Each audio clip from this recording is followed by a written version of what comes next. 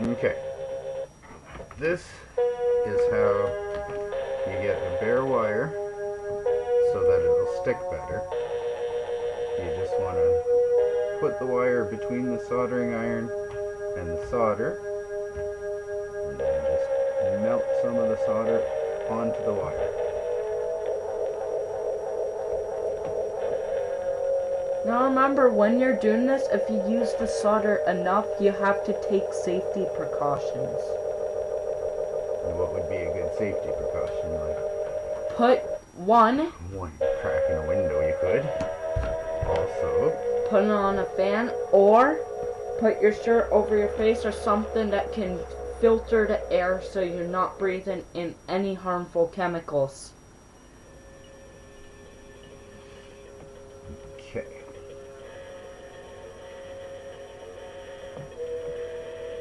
And this is called tinning the wires. Because solder will stick to solder better than it will stick to bare metal. Why it's called tin on the wires? Because that looks like tin on the wires. But that's not the point. No, it's about that it sticks. All the connections on these things are all So they don't bare just metal. pull apart and arc and a whole bunch of dangerous things.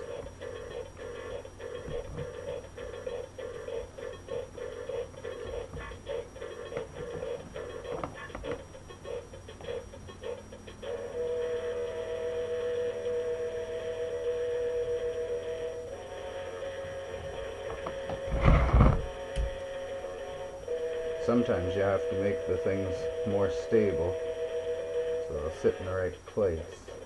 As you can see, it's a bucket lid, so it's very hard to do this.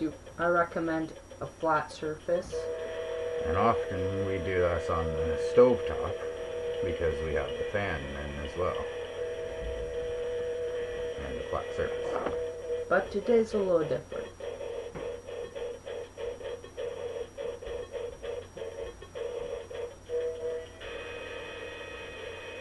Okay, now we just don't want to move it when we first solder something. You want to wait until it stops being shiny. And then that says that the solder's cool enough to move. Almost like the outside of tinfoil. Now, when I tested this thing downstairs, it wasn't soldered onto the right pins. So I took the solder off of this wire and tested it to see what would be the right pin. So now I've just got to move them over. Okay, so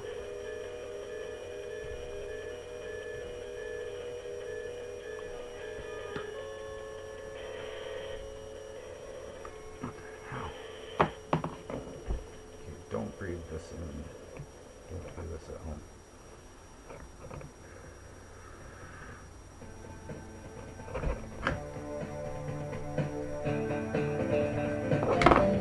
Okay, pull the wire off of that. So,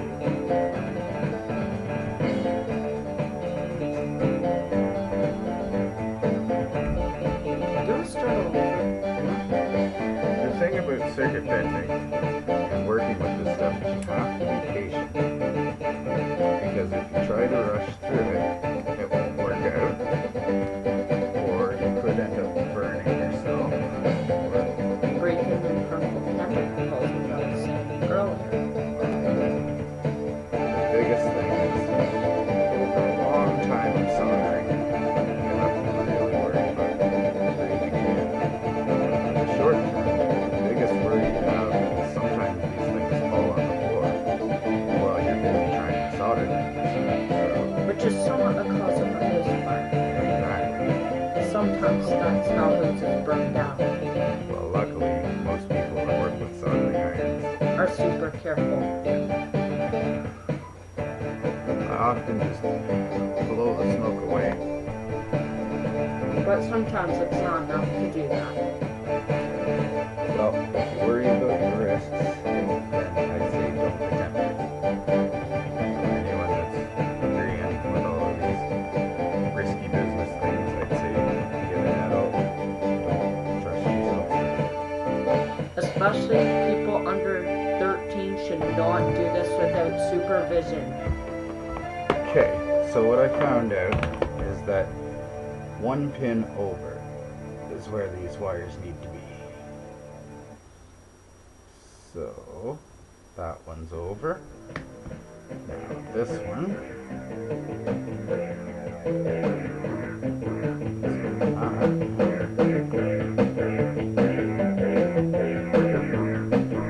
Okay, now that I found out these were the ones, I'm just going to do this.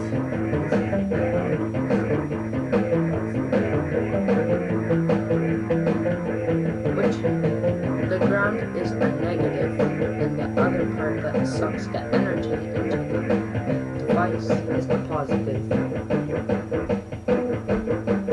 For electronics to work, you have to have both of those connected. And you have to connect them at the right polarity. And the interesting thing about that is you can reverse the polarity. yeah, so if it's wrong the first time, what do you figure would be the answer to do? You gotta flip the polarity. And then it'll be right. Crazy, but it works because there's only two connections, a ground and a positive. So now comes time for the testing point.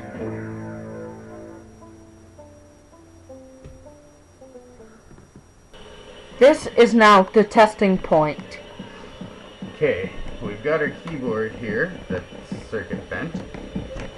As you can tell, there's latex all over it because that makes it cool. And we're going to hook this guy into this new thing that we just soldered.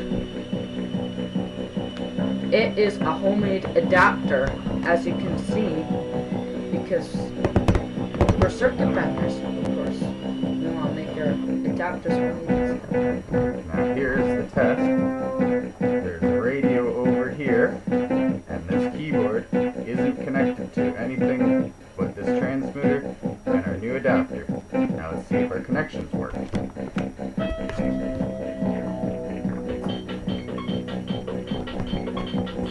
Glory, it works! As you can hear where the sounds come from, it's come from here, our radio. Now you have to have it tuned at a certain station that is not used. And if you make it broadcasted through the whole town, usually it could be illegal if you don't have a license.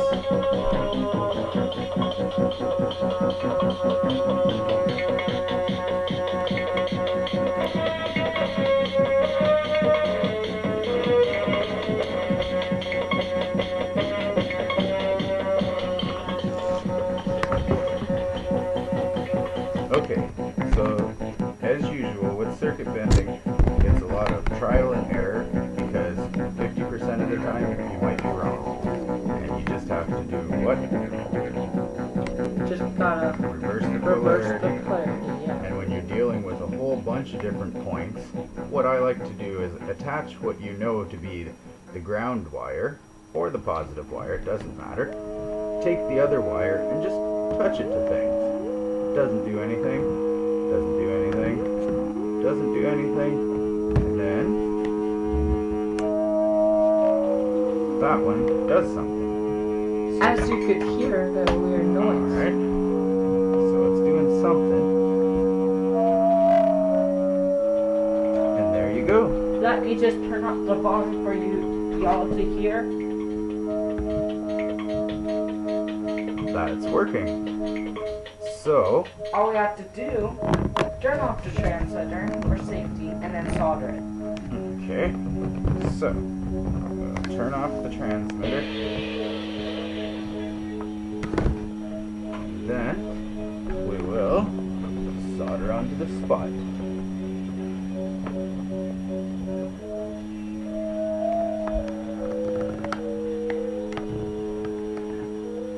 It's not as easy as it looks, folks. No, this was years and years and years of practicing and I was shown by many people that knew how to solder correctly. Now, Many people. we can turn this back on and try it out.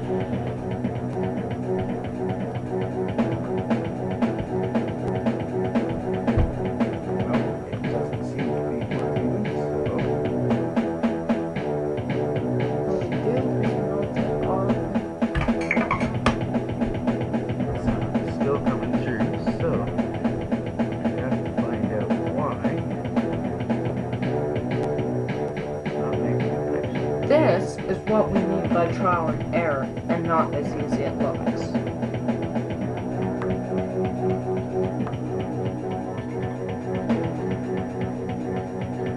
Could have moved when it was soldered. Quite possibly.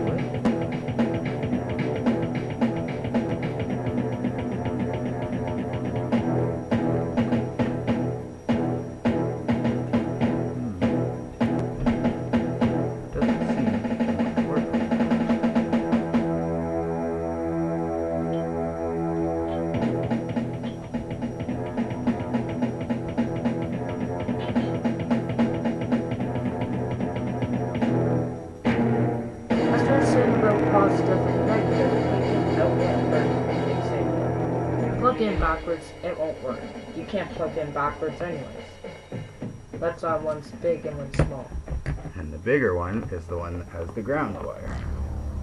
It's meant to not fit in each square for one reason. So people plug it in right and plug it in backwards.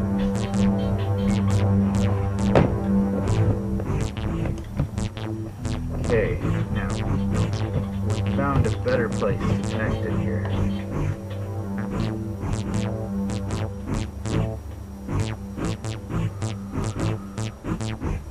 It's not a normal spot. It's on the other side of the board.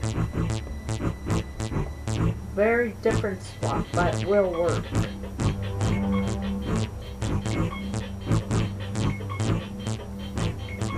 Most circuit benders do bend on that side of the board, not the green side. So now, as we know, the RCA jacks work, and now the 1/4 inch works. So there is our homemade adapter transmitter. This is a volume switch that he worked on. Remember earlier when we had to resolder that? Well, now you can see it in action. Just plug it in. Plug it into the circuit bending thing, and